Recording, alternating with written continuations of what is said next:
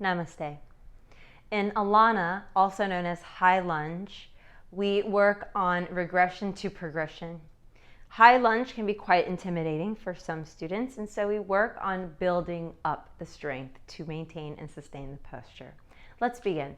What you'll need is either a blanket and your blocks, and let's start by placing the right foot forward and walking the left leg back. Draw the knee down to the ground, ensure a 90-degree angle with the right knee over the ankle.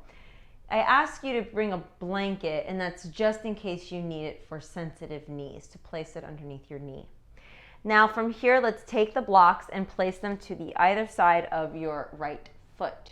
Looking forward, pushing into the block, gaze is soft.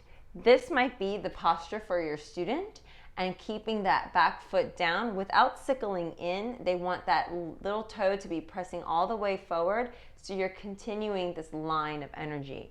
You want to wrap the muscles around the bones, really activate these feet so that you can push into the heel, push into the ball of your foot, wrap the muscles here, and then slowly begin to take the arms up towards the sky.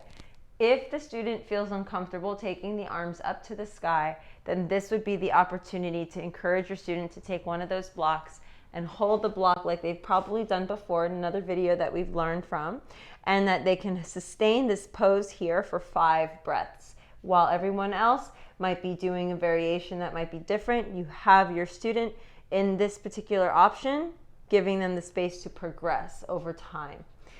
Slowly but surely, we'll begin to tuck the back toes under, utilizing the blocks or TP the fingers on the earth. And once you tuck the toes, go ahead and extend through the heel, lifting the back of the knee towards the sky. From there, your heel wants to journey down towards the direction of the earth, and you still want to have the right knee over the ankle. You want to squeeze as an internal rotation the inner thighs towards one another here, and then looking forward, we're going to start to pull our weight up and then reset ourselves by sinking back down.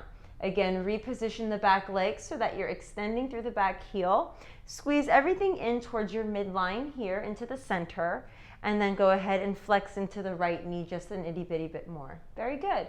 From here, we're squeezing everything into the midline. Your hands can be at your hips to start. You can also have the hands come out by the sides, or again, ultimately the hands coming up towards the sky.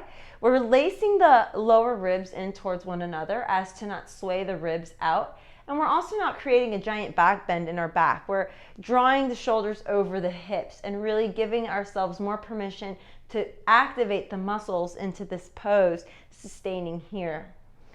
Take a couple of rounds of breath, and then to come out of the pose, exhale the hands down towards the direction of the ground or by your sides. And at this point, you may transition either to standing pose or take yourself into a variation of choice. When you're ready, we'll come to a neutral position and shake that out. Modification for this pose is definitely to take your foot, your knee down towards the ground, utilizing the blanket, and of course, utilizing the blocks as tools to deepen and strengthen if you need to. May you be blessed, and I'll see you in the next video. Namaste.